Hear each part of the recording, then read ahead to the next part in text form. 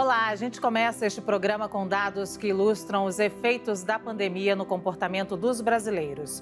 10 mil pessoas foram ouvidas no ano passado pelas empresas de pesquisa e estratégia Wonderbull, Uma e Maré. As palavras mais ouvidas sobre o cenário de incerteza que vivemos foram ansiedade, preocupação, cansaço, desânimo e tédio. Quase metade relatou dificuldade para dormir e se concentrar.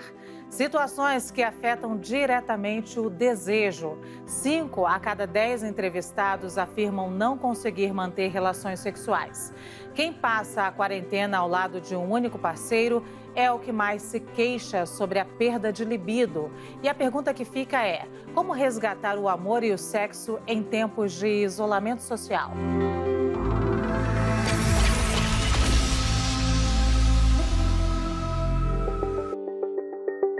Olá, eu e as minhas colegas Lia Bock, Thaís Herédia e Mari Palma te damos boas-vindas ao CNN Nosso Mundo.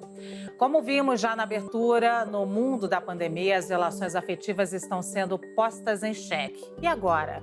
Para nos ajudar a entender esse momento, eu apresento a nossa convidada. Ela comanda a maior rede social de sexo do Brasil, com 14 milhões de usuários.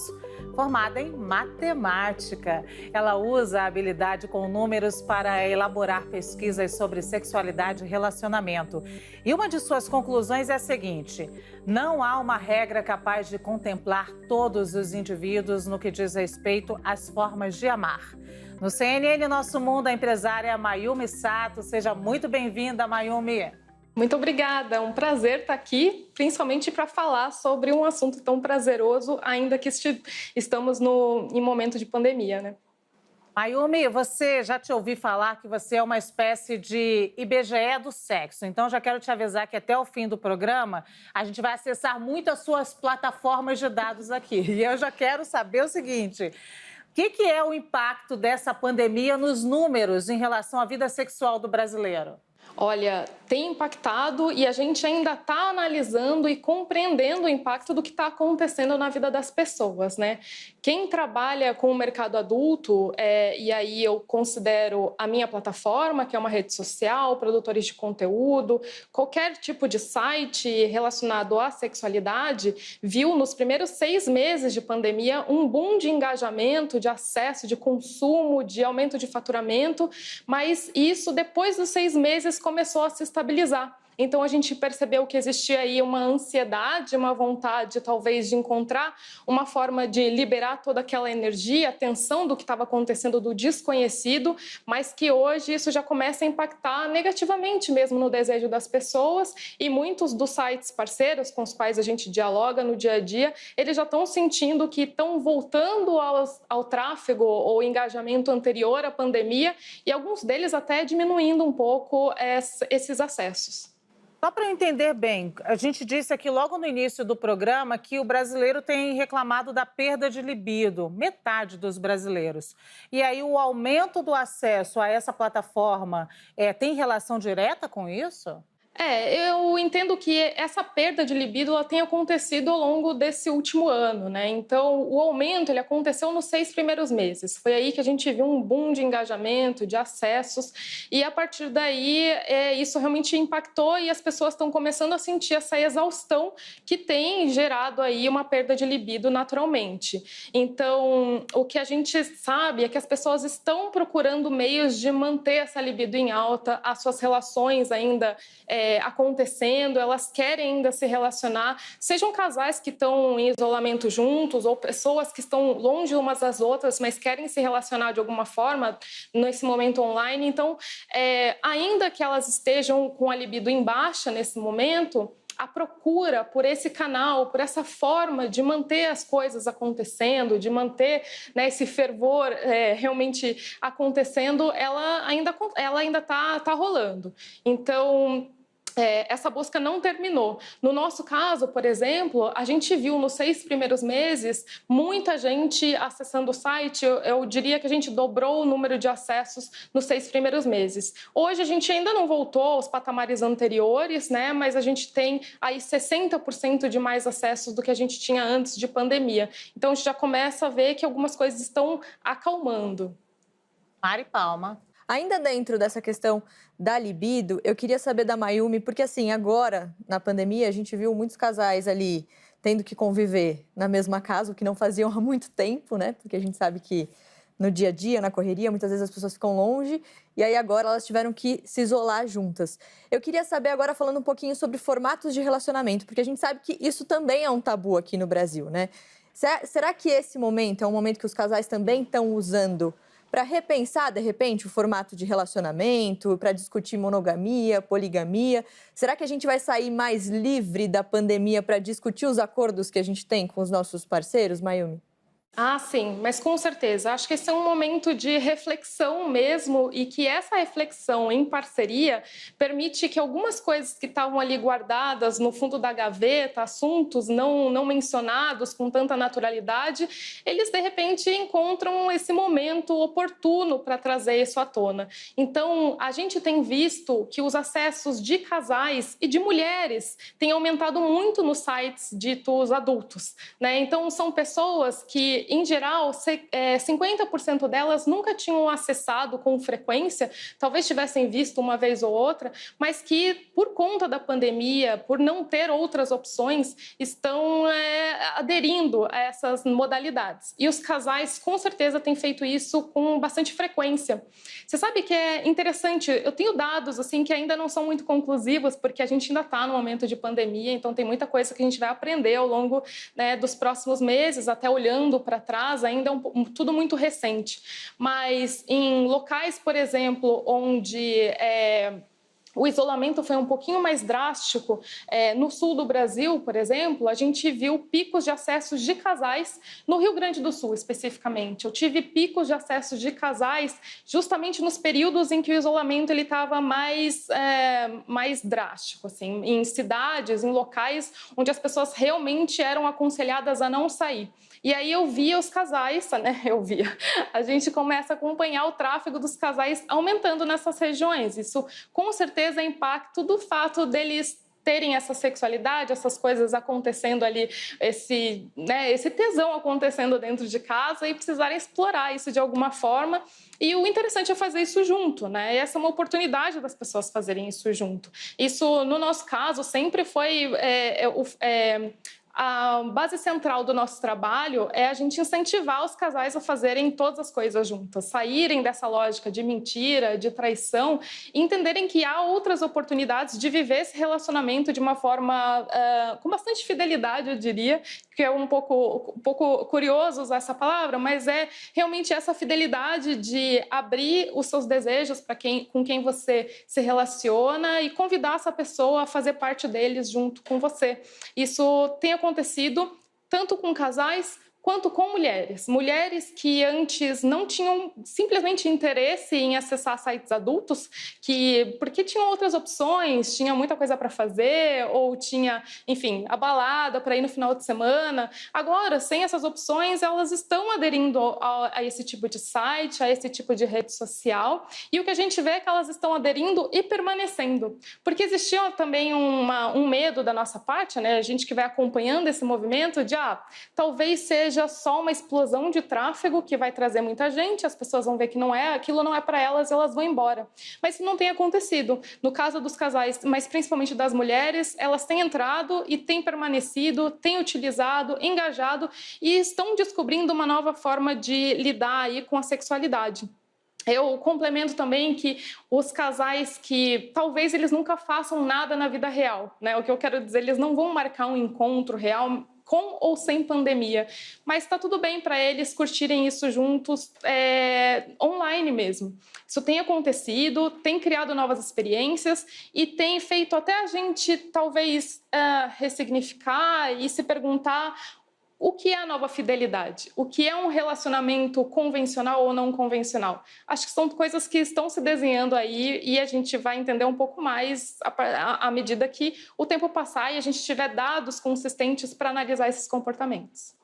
Thaís Herédia. Eu queria falar do outro lado desse balcão, que é o da oferta. Até agora ouvimos a demanda crescente. Interessante esse ponto das mulheres, depois quero voltar sobre isso. Mas eu queria também entender como é que a pandemia impactou a produção de conteúdo para adultos, tanto no Brasil quanto lá fora. Porque a gente sabe também que aqui no Brasil é uma produção vulgarizada, com uma percepção vulgarizada, né? Com uma capa de conservadorismo, enfim, que o conteúdo para adulto dos Estados Unidos, por exemplo, teria uma cara mais profissional, enfim, mais hollywoodiana.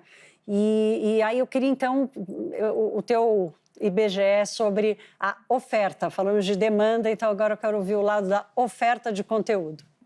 Bom, em termos de produção de conteúdo, acho que a gente vive um momento em que o que rege mesmo o mercado adulto atualmente, eu diria que é a produção de conteúdo amadora. Então, obviamente, as produtoras profissionais que produzem filmes, sejam eles, enfim, quão profissionais eles sejam, mas a produtora que a gente chama de mainstream, ela tem sentido muito, sim, desde o início da pandemia. Eles também enxergaram esse aumento de tráfego no começo, nesses 6 meses, e depois disso, eles voltaram às patamares anteriores ou até reduziram o seu tráfego porque não estão conseguindo entregar novas produções. Por outro lado, como eu disse no início, o que tem regido o mercado adulto hoje é a produção amadora. É um casal convencional, é um casal que não é ator, não é atriz, eles não são profissionais, eles produzem seu próprio conteúdo e compartilham isso nas redes apropriadas para fazer isso. Então, nesse sentido, essa parte que hoje é mais relevante do meio adulto, ele está mais forte do que nunca, porque as pessoas estão produzindo com um celular acessível, com uma internet que não precisa ser tão potente, com mecanismos que boa parte da população hoje já tem acesso. Então, nesse sentido, por exemplo, no nosso caso, a gente viu um incremento de publicação de conteúdo de cerca de 30%. A gente tem mais ou menos 14 mil novas fotos publicadas todos os dias e quase 1.000 novos vídeos publicados todos os dias, isso em só um dos nossos sites. Então, apesar do mainstream ter sofrido e ainda está sofrendo com a baixa da produção, as pessoas estão produzindo conteúdo, elas estão compartilhando com quem elas querem compartilhar, estão pedindo likes, estão ganhando comentários, que é isso, é esse exibicionismo mesmo que essa produção amadora proporciona. Deixa eu só fazer um complemento aqui. Esse aumento dessa produção amadora, o que você acha? O que leva as pessoas a fazer isso? Que mudança que chave que virou? Olha, é difícil determinar que chave que virou, porque a verdade é que a gente vê que o exibicionismo, mesmo o voyeurismo, de muitas formas, ele faz parte da nossa vida. A gente tem reality show que movimenta o país, que para o país, né, todos os anos, e isso faz parte desse exibicionismo e voyeurismo, e é isso que as pessoas acabam explorando. E as relações, enfim, conectadas via internet permitem que elas explorem isso com um certo grau de segurança, de privacidade. Eu acho difícil mesmo entender quando a chave virou, porque se a gente for olhar um pouco mais para trás, por exemplo, os contos eróticos, eles nada mais são do que relatos talvez pessoais, um pouco fantasiosos, mas são sempre relatos do que passa na minha cabeça ou na cabeça das pessoas, as fantasias, e elas são postas e publicadas e compartilhadas há muitos anos, né? Então, acho que o que mudou, o que virou é o acesso à tecnologia mesmo, é isso que permite que a pessoa seja a sua própria produtora de conteúdo, e isso que também vem revolucionando, inclusive, o que a gente chama de pornografia, já que não fica na mão de poucas pessoas a possibilidade de produzir um conteúdo legal, interessante, né, que gere engajamento, que gere curiosidade, e isso tem muita gente hoje com essa possibilidade de fazer, publicar, compartilhar. Enfim, acho que o que muda é o meio, né, as possibilidades, mas é algo que sempre teve aí de alguma forma. Bom, antes de passar para a Lia Bock, que eu tenho certeza que tem uma pergunta super interessante, eu já queria continuar nessa diversidade da produção de conteúdo, porque eu queria te saber o seguinte: a diversidade na produção de conteúdo, pessoas como a gente produzindo conteúdo pornográfico, por exemplo, quebra estereótipo? Porque a gente tem lá aquele corpo muito que a gente vê nos filmes pornôs, aquele determinado corpo padronizado. E aí, agora a gente vê pessoas como a gente se exibindo. A gente pode falar de quebra de estereótipos nesse momento? E não só isso, né, Lu? Muitas vezes também a pornografia ela não é feita para mulheres, né? Então, cada vez mais a gente entrevistou no Tonight uma atriz diretora de filme pornô que ela dizia que agora as mulheres também estão começando a produzir. E isso é bom, porque você começa a produzir também para mulheres, não só com a visão para o homem, né? Exatamente, combate sexismo, homem, né? estereótipos e todos os outros ismos que a gente vê por aí? Com certeza, isso realmente é um impacto e isso tem impactado muitas produtoras, muitos canais que são tradicionais e que estavam ali se beneficiando talvez de um status quo, de uma geração de produção de conteúdo que não conversava com tanta gente e que era praticamente imposta para todo mundo, né? Alguns anos atrás você ia atrás de algum vídeo, alguma produção e era basicamente tudo a mesma coisa, todos os mesmos corpos. E hoje é bastante impressionante porque eu mesma, que trabalho com isso todos os dias, eu praticamente tenho acesso a todas essas 14 milhões de pessoas, eu me surpreendo com o tipo de conteúdo que elas produzem, com o que cada um considera interessante, cada um considera excitante. Acho que muitas vezes uma das coisas que o mercado adulto errou, né? Uma das, que não foram poucas, ao longo dos anos, foi basear no desejo de poucos a produção para muitos, né? Então, era o que talvez um diretor de filme pornográfico, branco, hétero, rico, o que ele achava excitante, ele considerava que isso era excitante para todo mundo. E a gente simplesmente não tinha opção. Então, era um conteúdo que era realmente consumido, mas por falta de opção. Hoje a gente tem gente como a gente que a gente não consegue imaginar que está aí durante a noite, entre quatro paredes, produzindo um conteúdo muito diverso, muito interessante mesmo, e que muitas vezes é anti-intuitivo. Eu mesma que tenho contato com isso todos os dias, como eu comentei, me surpreendo com coisas e jeitos de enxergar a sexualidade. Tem muita coisa também sendo desenhada agora. A gente tem muita gente falando sobre sexualidade agora que há 5 anos, 10 anos atrás, não estava falando sobre isso. Ou canais como esse, em que a gente pode discutir essa nova forma de expressar a sua sexualidade. E isso vai criando um repertório novo, vai criando vocabulário para as pessoas, né? Algum tempo atrás, eu não sabia nem nomear um tipo de desejo, nem nomear um tipo de fantasia, e hoje a gente já tem um vocabulário que vai ficando mais rico pelo compartilhamento de experiências e pelo compartilhamento de desejos. A gente faz parte do que a gente chama de um movimento de body positive, assim como é o sex positive. Então, o nosso desejo como representantes do mercado adulto, desse novo mercado adulto, é justamente mostrar a sexualidade como algo positivo, que precisa sim ser questionado, precisa sim ser analisado com profundidade, com dados, para a gente entender em onde a gente está pisando, quais mudanças a gente pode propor ou proporcionar para o público e, ao mesmo tempo, permitir que corpos diferentes, desejos, expressões diferentes cheguem àquelas pessoas que têm interesse por eles, né? Então, isso realmente é uma quebra de paradigma e, para nós que trabalhamos com isso, é um ponto de muita atenção, porque às vezes a gente acha que está entendendo alguma coisa, de repente percebe que não está entendendo nada, então é um aprendizado mesmo enquanto a coisa está rolando. Muito interessante isso que ela falou, né, de desejo de poucos para produzir para muitos, né, e como isso dificultou a identificação, né, das pessoas. Vai, Lia.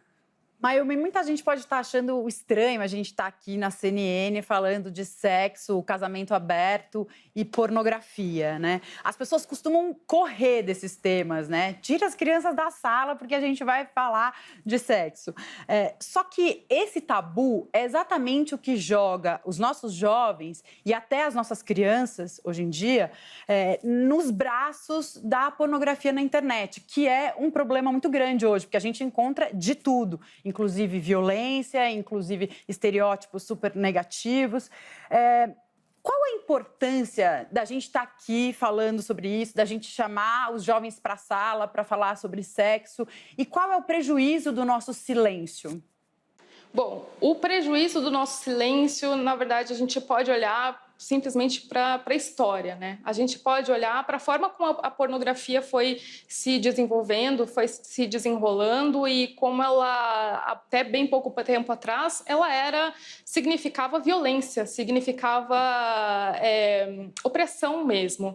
Era basicamente isso. E isso foi resultado mesmo da gente simplesmente não discutir, não falar sobre isso, não questionar, né? Então, se você não abre espaço para conversar sobre isso, você também não consegue identificar aqueles pontos que merecem atenção e merecem ser revisitados.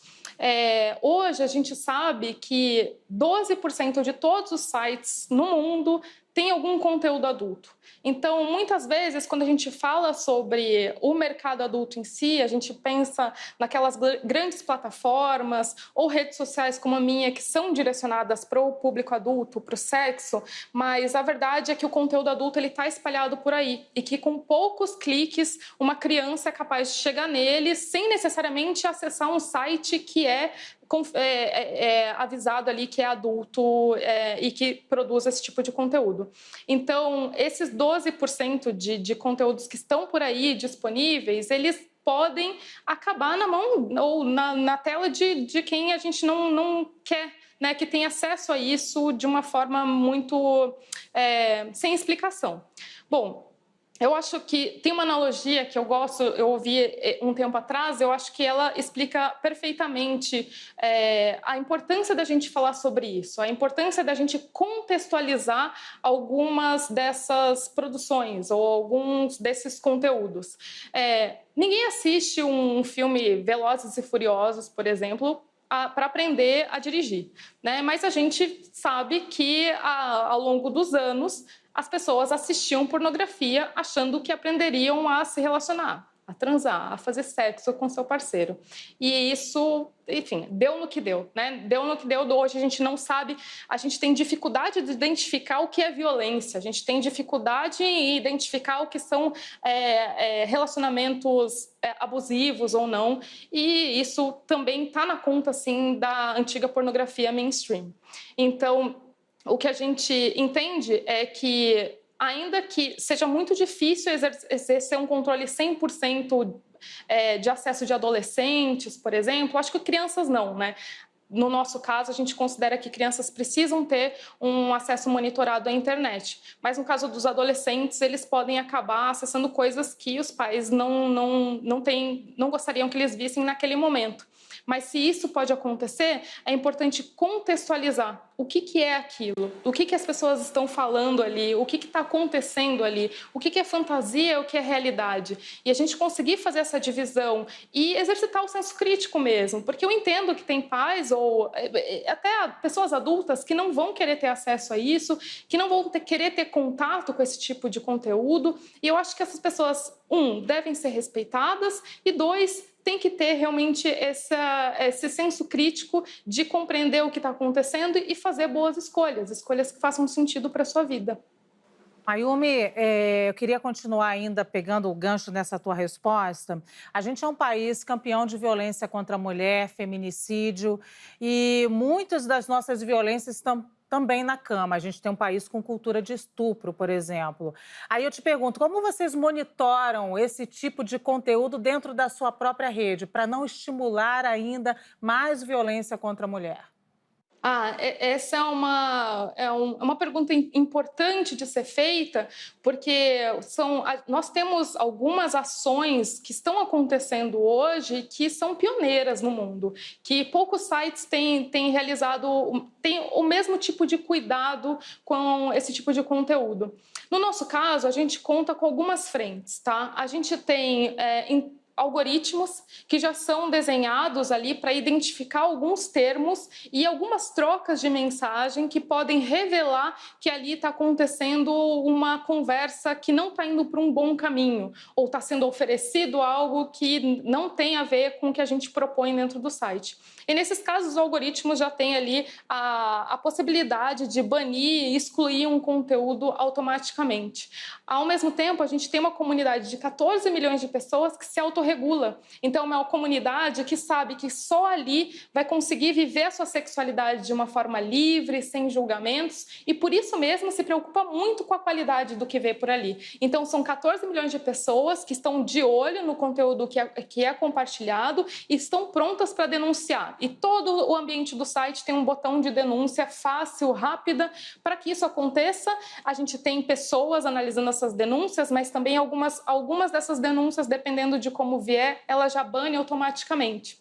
E aí, por fim, a gente tem o desenvolvimento de inteligência artificial. Hoje eu tenho bastante felicidade de trabalhar com grandes cientistas de dados, pessoas que vieram de outras plataformas, que não vieram do mercado adulto, mas se interessaram pelo nosso mercado e hoje têm aplicado inteligência artificial, que vai aprendendo com o comportamento do nosso cliente, do nosso consumidor, da comunidade, né? Essas três frentes, elas abraçam muito desses problemas, mas acho que tem um ponto aí que eu acho que é importante compartilhar com vocês, que isso tudo passa por uma definição nossa, ou no caso, assim, de quem é produtor de conteúdo, de quem detém aquela plataforma, é uma decisão mesmo que se toma. O que eu permito e o que eu não permito. Porque muitas vezes quem trabalha com conteúdo adulto se vê numa disputa ali onde o consumidor, o usuário, o seu cliente, ele deseja algo, ele tem um tesão, ele tem uma vontade de fazer alguma coisa, mas ao mesmo tempo ele não pensa de onde vem esse desejo, o que ele pode desencadear.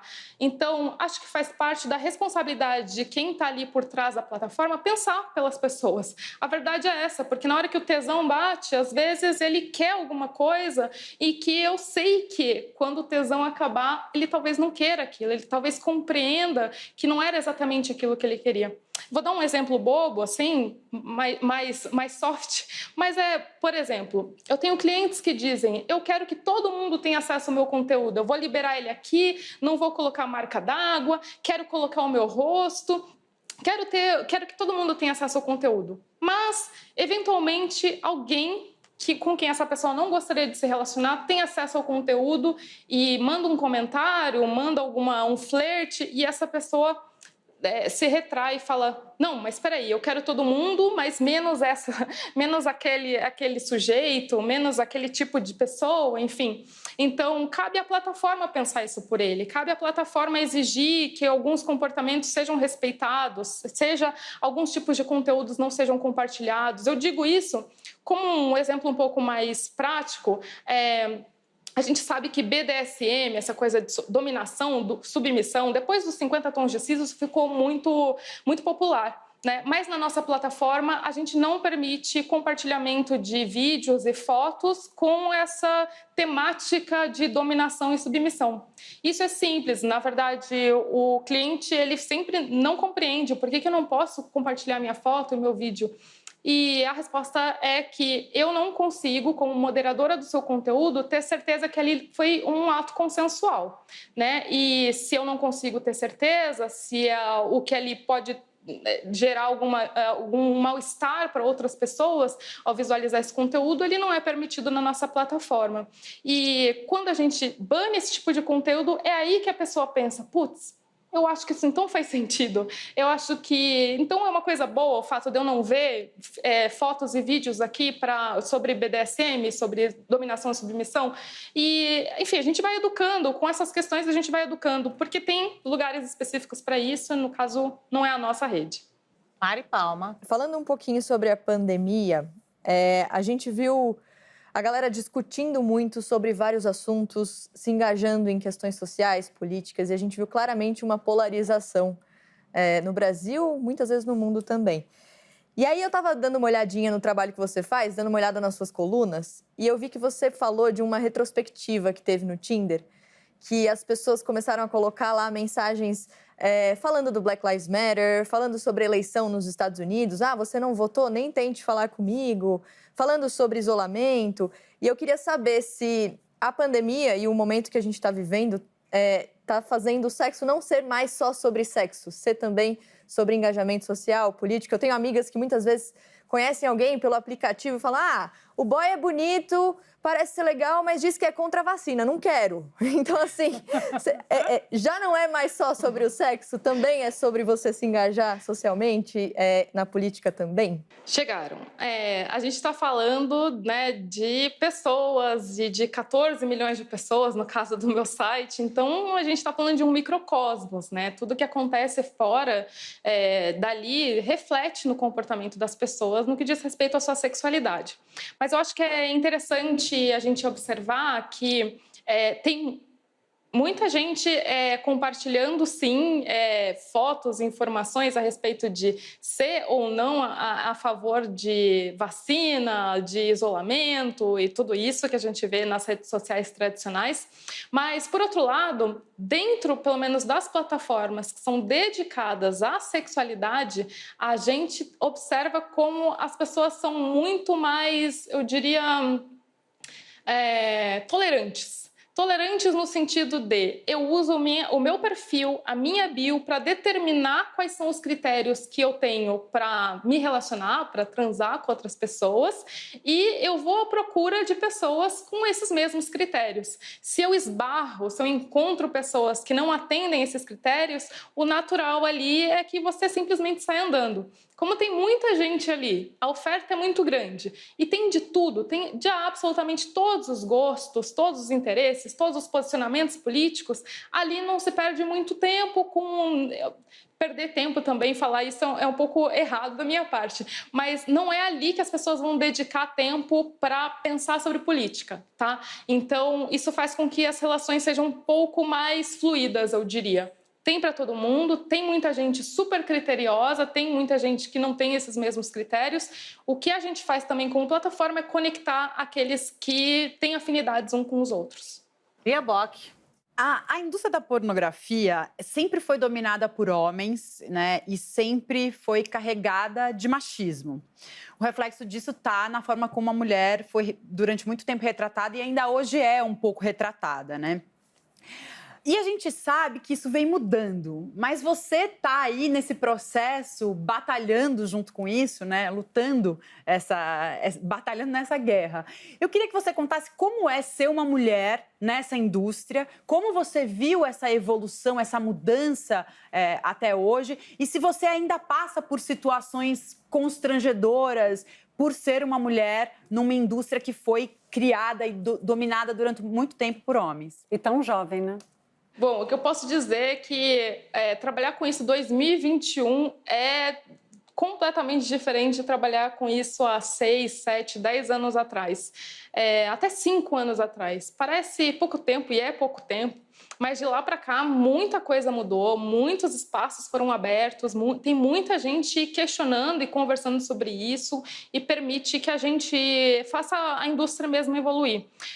Eu tenho um exemplo de que a primeira vez que eu fui mandar um release, não era bem um release, era um e-mail para alguns jornalistas falando sobre essa base de dados que eu tenho acesso e que a gente poderia criar pesquisas para compreender um pouco a sexualidade do brasileiro, como ele se comporta entre 4 paredes. Da primeira vez que eu fiz isso, eu recebi uma meia dúzia de e-mails de jornalistas muito bravos comigo, porque eles acharam um grande absurdo que eu tivesse sugerido uma pauta que tinha sexo no meio. E alguns deles até responderam falando: e se meu chefe passa atrás de mim e vê que eu estou com esse e-mail aberto, o que ele vai pensar?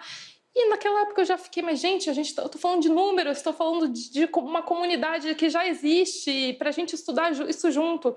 Mas tudo bem, o tempo passou e muitas, até mulheres influenciadoras que falam sobre sexualidade abriram muitas portas. A gente fez muita parceria com gente legal, gente boa, que está repensando mesmo a forma de produzir conteúdo, de falar sobre sexualidade, e tudo vem mudando e vem mudando bem positivamente. Acho que tem umas ondas assim de desejo de reprimir, tá? Não vou chamar de conservadorismo, mas é mais ou menos isso. Ondas de desejo de reprimir essa conversa, mas que elas não têm se perpetuado. A verdade é que pessoas que estão a fim de falar sobre isso têm fincado o pé ali e conquistado grandes espaços. No meu caso, também, alguns anos atrás, era impensável que tivesse uma mulher num papel de liderança numa empresa grande como essa. A gente tem quase 100 funcionários para cuidar do nosso site principal. E hoje já é visto com bastante naturalidade. Hoje as pessoas já me reconhecem, já sabem que eu trabalho com isso e já sabem que faz parte do meu trabalho, que eu não estou aqui tentando seduzir ninguém para chamar para o lado libertino da coisa. Se quiser vir, vem. Mas esse não é o meu papel aqui. A gente tem um papel de gestão, de empresa mesmo, como qualquer outra. E, enfim, muita coisa mudou e vem mudando. Tem muita água para rolar também. Olha, eu vou passar para a Thaís Herédia, mas vou dizer que a última vez que a gente falou de um tema sexual aqui, a Thaís falou que não recebia um nude sequer no WhatsApp só porque ela é economista. Quero saber se já mudou isso, Thaís. Não mudou, minha filha. Minha vida continua essa chatice. Só recebo gráfico, viu, Mayumi? Eu só recebo gráfico, bem pesquisa, com um monte de número e tudo. Né? Quem me ajudou com gráfico aqui foi a Lia, que me mandou uns gráficos sobre a indústria da pornografia no mundo. Mas não, minha vida continua a tristeza que só. Mas é brincadeira. Olha, Da próxima vez eu mando um nude. não quero que ninguém me mande. Pode continuar, me deixa eu com meus gráficos, inflação, juros e tudo. Ô Mayumi, eu queria voltar a falar aqui numa coisa que a gente passou rapidamente, que você falou da submissão, da violência e tudo, né? Porque eu lembrei daquela trilogia dos 50 Tons de Cinza, que eu li na época, enfim, vi um dos filmes, e ali a crítica era, primeiro, uma literatura muito ruim, apesar da história instigante, pela ousadia de trazer uma personagem, né, tão comum para a coisa da sexualidade, mas uma banalização também dessa mistura da dor com o prazer e por aí vai. Queria te ouvir, de lá para cá, como é que você acha que mudou isso, essa percepção, e o quanto que tem de medo ou de hipocrisia das pessoas em colocar o seu desejo para fora ou, enfim, se relacionar bem com essa conversa, com esse papo? Thaís, eu acho que o termo hipocrisia ela realmente se encaixa muito nessa história, assim, porque a verdade é que os 50 Tons de Cinza, enfim, esse tipo de conteúdo ou literatura, ele faz sucesso porque tem público, porque tem demanda, porque tem muita gente interessada nisso. Acho que também tem um ponto importante a gente mencionar e, assim, relembrar, é que é muito fácil também colocar a pornografia como algo que é o outro que consome, é o outro que se interessa, né? Então, geralmente eu vejo muitas pessoas falando assim, eu não gosto de pornografia, isso não tem nada a ver comigo, o que eu gosto é uma coisa erótica, eu gosto de erotismo, é uma coisa que define bem esse tipo de discurso. E tudo bem, eu uso também o termo erotismo, mas eu acho que muitas vezes ele é feito um pouco para se distanciar daquele conteúdo que as pessoas estão a fim de fazer, consumir e produzir. No caso do 50 Tons de Cinza, ele reflete muito dos desejos das pessoas, né? Eu acho que pensar em banalização, mas ele é fruto daqueles contos eróticos, daquela revistinha Sabrina, tudo que fez parte de muitas gerações e que nem por isso transformou as pessoas em grandes sádicas, em grandes masoquistas. Acho que faz parte desse nosso repertório mesmo, e eu não sou a pessoa mais indicada para falar sobre esse assunto de BDSM, porque tem muita gente que vive isso no dia a dia e que se dedica a isso tanto profissionalmente como pessoalmente e que tem mais embasamento para falar a respeito. Mas o que eu sei é que, apesar de existirem muitas críticas sobre esse tipo de tema ser tratado em plataformas de filmes tradicionais, como foi os 50 Tons de Cinza, na TV aberta, também é uma porta de entrada para a gente falar sobre isso, para a gente olhar e pensar nos nossos desejos e falar, isso aqui me excitou, até onde eu quero realizar isso, até onde essa excitação vai permanecer no meu imaginário e está tudo bem, né? Acho que a gente também tem que tratar as pessoas com respeito que elas merecem, no sentido de que elas vão compreender, elas são capazes de compreender que algumas coisas vão ficar no imaginário, algumas coisas vão ficar para sempre no mundo da fantasia e outras, poucas talvez, ela vai querer realizar e ela deve encontrar alguém que tem esses mesmos desejos. O que a gente sempre diz é que a gente não convence ninguém a participar de algo com a gente encontra alguém que tem aquela mesma vontade, que tem aquele mesmo tesão, e aí as coisas acontecem. E com relação a essas práticas, BDSM não é diferente. Né? Não são pessoas aliciando outras para que essas práticas aconteçam. São todas o que a gente quer promover são ações que são consensuais, saudáveis e com pessoas capazes de tomar boas decisões a respeito do que elas querem fazer entre quatro paredes. Eu vou dar uma de Thaís Herédia aqui e vou te perguntar se uma rede de relacionamento de sexo é um negócio promissor. Dá lucro e quais são as maiores dificuldades?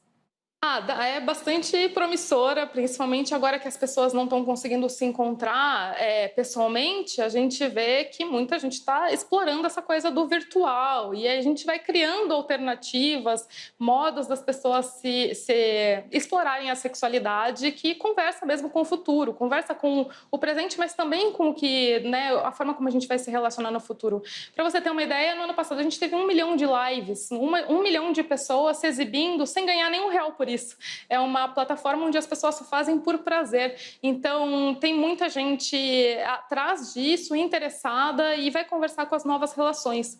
Mas a nossa empresa, ela enfrenta dificuldades que qualquer outra empresa de tecnologia enfrenta e ainda maiores, talvez, justamente por fazer parte do mercado adulto. Existe muito preconceito nesse mercado. No nosso caso, a gente tem crescido 25% de faturamento a cada ano, 40% no número de usuários a cada ano, ainda assim a gente é visto como uma empresa do mercado adulto. Então, nós temos, por exemplo, alguns softwares, algumas soluções tecnológicas que não nos atendem simplesmente porque não querem estar vinculadas ao mercado adulto. A gente tem dificuldade em questões financeiras, gateways de pagamento, coisas assim que uma outra empresa de tecnologia, de recorrência, como nós somos, teria facilidade de contratação e de encontrar a melhor solução. No nosso caso, a gente tem que desenvolver dentro de casa. Isso é uma dificuldade, porque faz com que a gente tenha que ter uma estrutura de produção muito grande, muitos desenvolvedores trabalhando, mas, por outro lado, traz oportunidades da gente mesmo desenvolver as nossas soluções do jeito que a gente quer, enfim. No fim das contas, é um equilíbrio. Eu acho só importante, quando a gente fala sobre o mercado adulto, existe muita informação por aí sobre quantos bilhões movimenta, quanta gente está ganhando dinheiro, sobretudo fora do país, né? Fora do Brasil, nos Estados Unidos. E, de fato, é uma indústria muito grande. Porém, é uma indústria que não é auditada, ela não é estudada com profundidade, com a seriedade que ela merece.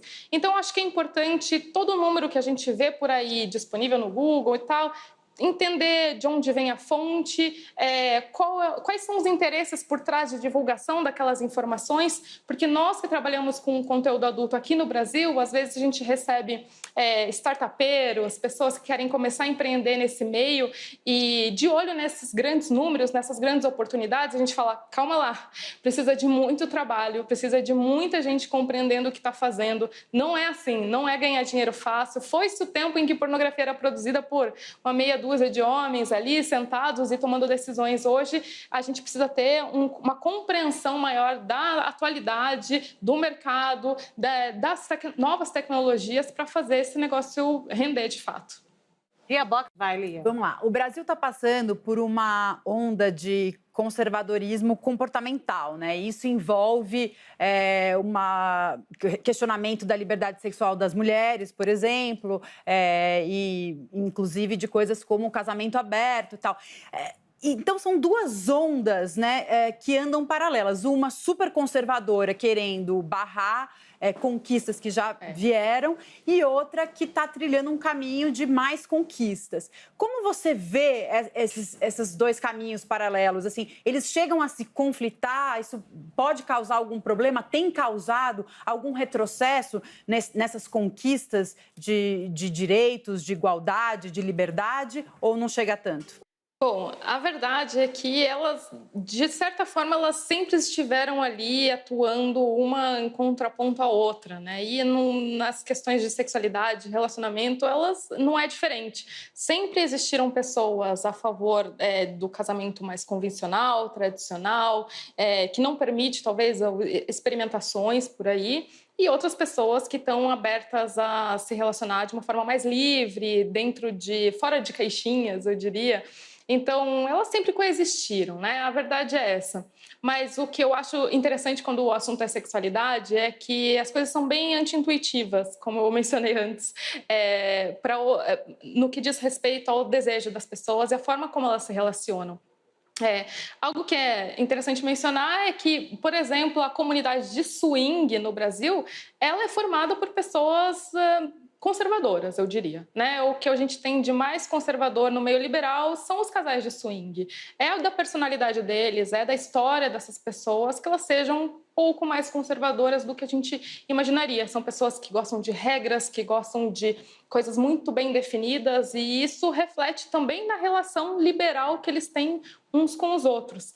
Então, enfim, eu acho que cabe a gente também entender essa fluidez das relações, que o que a gente julga como conservador no dia a dia ou na política não é necessariamente que vai desembocar em atitudes restritivas, né, ou impositivas, né, dentro de quatro paredes, na sexualidade.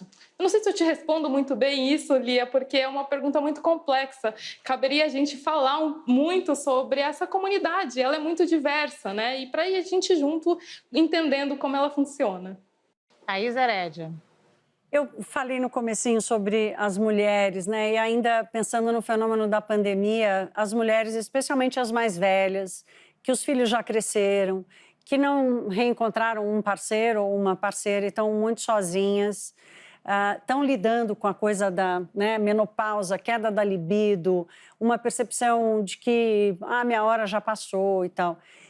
Essa mulher está procurando conteúdo, essa mulher está buscando e está encontrando uma identidade bacana? Tá, sim. E essa mulher tá descobrindo coisas que ela não imaginou que ela teria contato com isso ao longo da sua vida. Eu tenho contato com muitas clientes que se tornam nossas amigas, assim, porque a gente faz pesquisa com elas, mas vai a fundo, compreender de onde elas vieram, o que fez com que elas permanecessem ali. E a maior parte delas fala que foi a descoberta de que elas podem e elas são agentes de prazer do outro. Então, elas são capazes de dar prazer para o outro, de dar tesão para outras pessoas, e que isso independe de idade, independe de forma física. Isso diz muito mais respeito à sua autoconsciência ou à sua, talvez, essa... se enxergar mesmo como um agente que pode realizar coisas e pode ativar coisas nos outros. Isso faz com que elas também trabalhem a sua própria sexualidade, redescubram formas de se relacionar consigo mesmas, com seu corpo. É muito legal, assim. Eu tenho um casal com quem eu converso muito e ela me disse que ela comprou uma lingerie depois dos 50 anos, assim. Ela nunca tinha comprado algo para ela, para mostrar para alguém ou para ter orgulho do que ela estava vestindo. E foi depois que ela descobriu o site, começou a se exibir, que ela deu esse primeiro passo e, enfim, revolucionou não só a relação dos dois, mas a relação dela consigo mesma, com certeza. Dessa mulher ter prazer com ela mesma, porque também é um outro tabu? Sim. E são mulheres que estão, inclusive, descobrindo como a tecnologia pode ajudar nisso, né? Ao longo da pandemia, a gente viu que os vendedores de sex toys viram um aumento de 80% nas vendas. E são, sobretudo, para mulheres, né? E 12% dessas pessoas que compraram novos sex toys nunca tinham tido contato com isso. No nosso caso, por exemplo, que somos uma rede social de sexo, swing, o nosso público ele é majoritariamente a partir dos 40, 45 anos. Então, são justamente pessoas que já passaram por relações talvez mais tradicionais, que já testaram coisas aí e caíram numa monotonia, e que a partir do segundo casamento, ou talvez até depois do divórcio, se sentem à vontade para experimentar coisas novas. Então, seja tecnológica, seja nas relações, seja ter uma relação de uma forma diferente, permitindo coisas novas. Então, sim, e o autoprazer, ele conversa muito com a forma como essas pessoas estão se relacionando, né? Diz respeito a eu ser agente do seu prazer, isso me dá muito prazer saber que eu desperto tesão em alguém, mas isso começa sempre com a autodescoberta, com autoconhecimento, e enfim, e aí é diversão para todo mundo. Mari Palma. Mayumi, eu vi um estudo que foi feito com casais heterossexuais americanos, dizendo que de 2013 para cá, a maior parte dos encontros românticos aconteceu sem a intermediação de humanos, ou seja, não foi através de um familiar ou um amigo. Parece que a galera tá no automático. Você entra ali no aplicativo, conhece alguém, enfim, e se relaciona. Será que a gente está perdendo esses começos de encontros offline, essas pessoas que a gente está conhecendo offline? E quando passar a pandemia, eu sei que é difícil fazer o exercício de futurologia, mas você acha que isso vai ser uma tendência que as pessoas vão seguir, de conhecer online, ou a galera vai sentir a falta do olho no olho, de conhecer a pessoa ali de verdade? É que eu acho que o conceito de conhecer a pessoa de verdade é um conceito que está mudando, e isso é inevitável, né? Quando eu digo, eu não conheço ela de verdade, mas eu passei 15 horas com ela numa live cam, eu tô aqui cozinhando e deixo ela na minha tela aqui ao lado, me acompanhando, vou contando do meu dia a dia. Quantas pessoas se conhecem ao vivo, numa balada, numa festa, e não conversam durante 15 horas, não tem 15 horas de assunto antes de fato, ter uma relação sexual. Então, acho que se conhecer de verdade é algo que a gente precisa ficar de olho e entender que as coisas mudam, assim. E quando a gente diz que conhece alguém sem intermediação humana, na verdade não é bem assim, porque primeiro que os algoritmos, as definições que estão ali, elas foram feitas por pessoas que têm experiências reais, por pessoas, né, por seres humanos que se relacionam também e que querem transmitir um pouco dessa experiência através daqueles números, através daquela forma de organização. Então, muitas delas não tiveram intervenção, mas elas usam ali o critério amigos em comum, ou músicas que a gente gosta igual, ou filmes, livros que a gente tem os mesmos interesses. Então, isso é muito das relações mesmo, e isso não torna as coisas tão superficiais quanto a gente imagina. Eu que já estou quase na casa dos 40, eu também me pego falando como as relações são superficiais agora, né? Como as coisas são muito rápidas e as pessoas se relacionam e se separam. Mas a verdade é que cabe a gente olhar com um pouco mais de cuidado, um pouco mais, né, com a cabeça um pouco mais aberta, que talvez sejam formas novas da gente se conectar, mas que elas não são tão diferentes do que a gente estava acostumado a ver. Mayumi, a gente está encerrando esse programa, mas a gente vive num país extremamente diverso, inclusive acesso à internet hoje não é um acesso para o Brasil inteiro. Eu te pergunto, você acha que a sua rede, ela presta um serviço para o brasileiro? Quais são as especificidades dos brasileiros? A gente é diferente, o brasileiro do Norte, do Nordeste, do Sul, em relação às preferências sexuais? As pessoas têm desejos diferentes e esses desejos às vezes conversam com questões mesmo regionais, enfim, de vivência mesmo, né? Por exemplo, um exemplo bobo que eu posso dar é que um dos fetiches mais comuns no Brasil é o de podolatria, né? O desejo pelos pés, né? Isso é muito comum, muito mais do que a gente consegue imaginar. E em estados onde faz mais frio, o desejo da podolatria está vinculado ao uso de calçados, por exemplo. Então, são botas interessantes, calçados diferentes. Nos estados mais quentes, o podólatra é aquele que gosta da rasteirinha mesmo, do pé descalço, o pé no chão, sabe? É isso que desperta o interesse dele. Além disso, a gente vê outras coisas diferentes assim, ao redor do Brasil. Assim. O Piauí, por exemplo, é a região do Brasil onde há mais procura pelo termo BDSM. Ainda não descobri por quê, mas esse é um fato. Lá as pessoas têm muito interesse por esse tipo de assunto. No Rio de Janeiro, apesar de todo esse culto ao corpo, esse interesse que as pessoas têm por academia, de mostrar que estão malhadas, é o lugar onde as pessoas mais procuram por BBW, que é um termo que se refere a mulheres gordas e gostosérrimas, Big Beautiful Woman. Então, a gente vai ao longo do tempo compreendendo que algumas das formas como as pessoas se relacionam tem a ver com o ambiente e talvez tenha a ver com algo que elas não se sentem confortáveis de falar no dia a dia. Então, são interesses que a gente vai ali entendendo, minerando os dados para compreender um pouco melhor as pessoas. Mayumi Sato, a gente termina esse programa com aquela sensação de que vem uma parte 2, que essa conversa é longa e precisava de muito mais tempo. Eu te agradeço. Muito obrigada, então, por estar aqui com a gente nessa 1 hora, que venha mais uma. Obrigada, gente. Tem muita informação mesmo e eu quero mais compartilhar, conversar, porque aí junto a gente vai construindo esse nova consciência sobre a sexualidade, vai entendendo mais o que existe hoje e o que vai vir amanhã também. E o nosso programa com a empresária Mayumi Sato está disponível na íntegra no site cnnbrasil.com.br e também no nosso canal no YouTube. CNN, a maior do mundo, líder em independência.